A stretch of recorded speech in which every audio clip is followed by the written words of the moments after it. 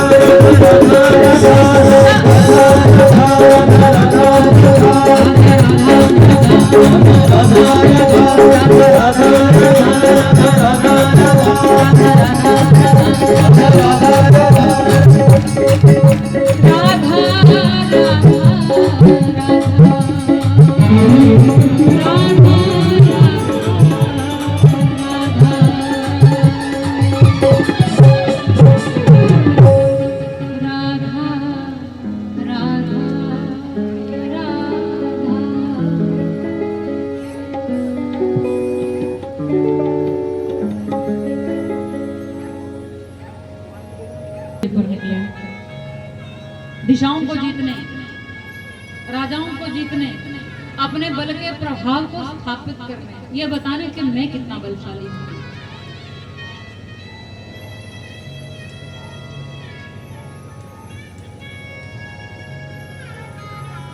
जरासंध को युद्ध के लिए ललकारा तो जरासंध ने देखा कि मुझे कोई साधारण व्यक्ति को युद्ध के लिए ललकार नहीं सकता, तो कदाचित ये भी समझें यदि कोई बहुत पावरफुल कोई व्यक्ति है, कोई प्रभावशाली, कोई बहुत ताकतवर व्यक्ति है, और यदि भीड़ में से उठ के कोई अनजान व्यक्ति, कोई साधारण आदमी भी यूं उंगली कर देगा ना, तो वो जो बलशाली होता है वो भी डर जाता है। उसको लगता है कि यदि इसने मुझे उंगली की है तो कोई तो बात होगा, इसके पास कुछ तो ऐसा है कि ये मुझे पराजित कर सकता है।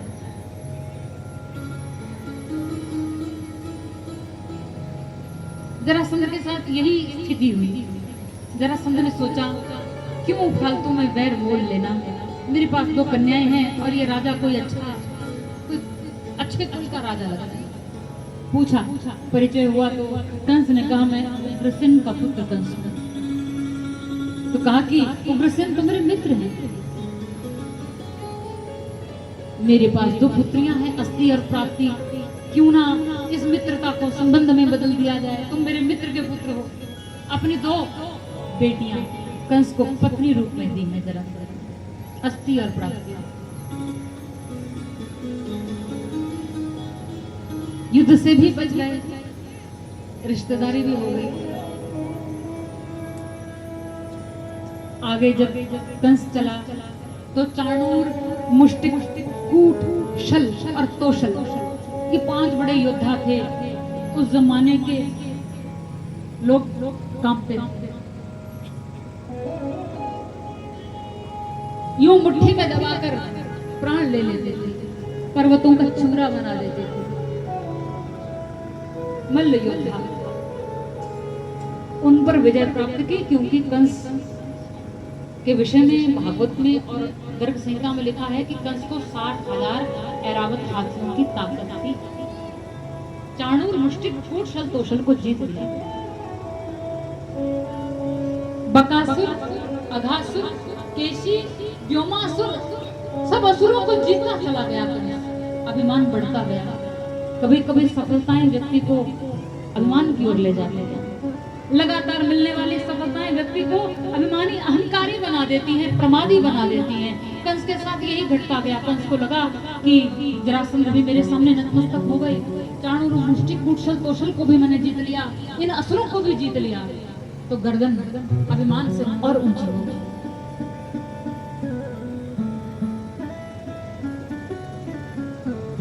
कहते हैं कि द्विविद नाम के वानर के साथ, वो द्विविद जो त्रेता युग में जिसने प्रभु श्री राम की सहायता की थी पाषाण का वो पुल बनाने में, द्विविद, मयंक, नील और नल, ये भगवान श्री राम के सहायक थे, हनुमान जी के मित्र। द्विविद नाम के वानर के साथ 24 दिनों तक लड़ता रहा कंस, लड़ता रहा, नहीं जीत पाया। कंस को अचंभा हुआ। कंस ने पूछा कि आप कौन हैं? जहां मैं इतने बड़े बड़े योद्धाओं को हरा के आया, आप महाबलशाली कौन हैं? द्विविद ने कहा, मैं राम भक्त हूं। अहंकारी कहीं भी जीत लेगा, अभिमानी सारे संसार को जीत कर आ जाएगा, भक्त के सामने हार जाता है। भक्त की ऊर्जा ऐसी होती है, भक्त को नहीं हरा सकते अभिमानी, अहंकारी भक्तों को नहीं हरा सकते। द्विविद ने कहा, सुनो, जरा संभल कर जाना, संभल कर जाना, आगे एक और राम भक्त मिलेगा तुम्हें। कंस ने सोचा, इस वानर ने मुझे हरा कर दिया, ये तो मुझे डरपोक समझने लग गया। पर घटना सत्य थी। जब आगे बढ़ा कंस तो अगली पहाड़ी पर परशुराम जी से भेंट हो गई।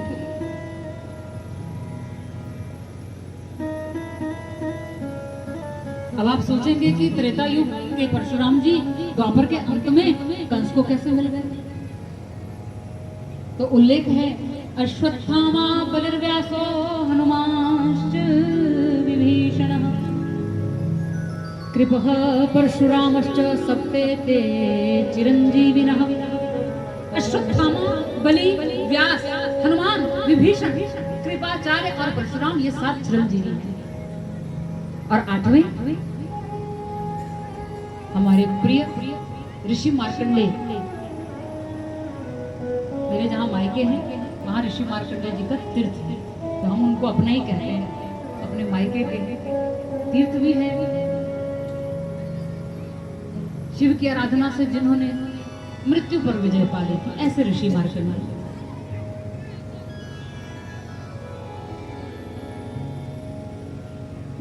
वो ऋषि मार्कंडेय जिन्होंने प्रलय को देखा जीती जागती आंखों से, और उस प्रलय में उन्होंने कृष्ण को देखा और उन्होंने रचना की गोविंदाष्टकम की। करारविंदे न पदारविंदम मुखारविंदे विनिवेशयति वटस्य पत्रस्य पुटे शयानम बालम मुकुंदम मनसा स्मरामि। प्रलय के बीच में, उस भयावह प्रलय के बीच में एक वटपत्र पर कृष्ण को देखा तैरते हुए, वो ऋषि मार्कंडेय। 8वें चिरंजीवी, पहले अश्वत्थामा, दूसरे बलि, तीसरे महर्षि वेदव्यास जी, चौथे हनुमान जी, 5वें विभीषण, 6वें कृपाचार्य और 7वें परशुराम। ये 7 चिरंजीवी। परशुराम जी से भेंट हुई। परशुराम जी ने कहा, मैं तुम्हारे साथ युद्ध नहीं करूंगा, क्योंकि त्रेता युग में प्रभु श्री राम के सामने मैंने ये शपथ ली थी कि मैं अब इस क्षत्रिय धर्म को नहीं निभाऊंगा। क्षत्रिय लड़ते हैं, क्योंकि जब से मैंने राम को देखा है मैं राम का हो चुका हूं। अब मैं क्षत्रिय नहीं, क्षत्रिय तब तक था जब तक मैं लड़ता था।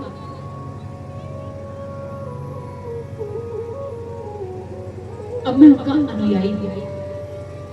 हाँ, मेरे बल की परीक्षा लेनी है तुम्हें, तो ये सामने ये जो धनुष रखा है, इस धनुष पर प्रत्यंचा चढ़ाकर दिखा दो।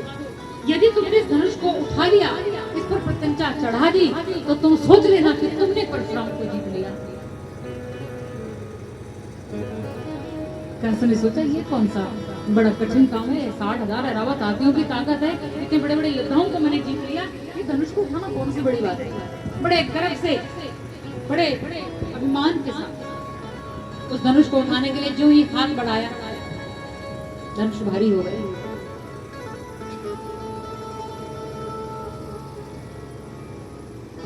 ये वही धनुष है जिस धनुष को राजा जनक ने सीता जी के स्वयंवर के लिए, परीक्षा के लिए रखा।